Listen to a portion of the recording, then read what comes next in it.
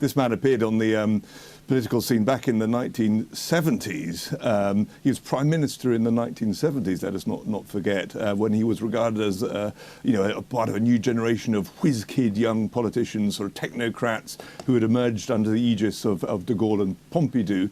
I remember he was caricaturized famously in an early Asterix album as the exemplar of the young thrusting planner. In the book, he was a Roman, but of course in real life he was a planner. He was a great organizer.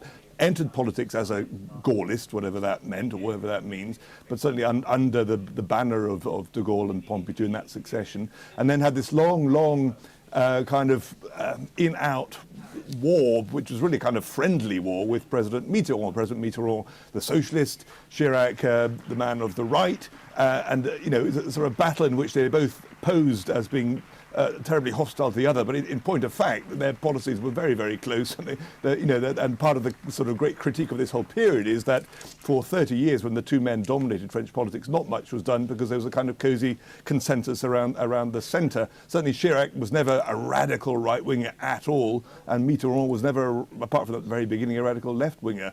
And there was a sort of collusion between the two. And of course, they did actually cohabit, as the phrase went, for a time in the 80s when Chirac was prime minister and Mitterrand was president. So the other thing one has to remember about Chirac is that famous Pole. He was the man that, even towards the end of his tenure, he's the man that most French people said they'd quite like to have dinner with. So even when there was a massive rejection of his policies, a general sense that he'd represented a sort of drift, it's certainly in terms of economic and policy inside France, and the decline had taken root under his tenure.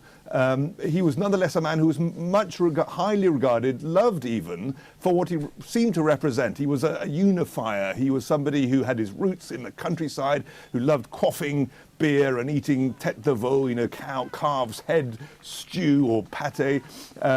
And he was a bit Catholic, but not too much. He was certainly not too right-wing. He was bourgeois, but not too much. He was able to talk to farmers. The farmers loved him. He was somebody who represented France, an emblem of France that people could identify with. Something which I would say since his departure, and many would say that since he's gone, maybe politics has taken a turn for the better because there are more dynamic politicians around. But since then, there hasn't been that kind of unifying character at the top of French politics.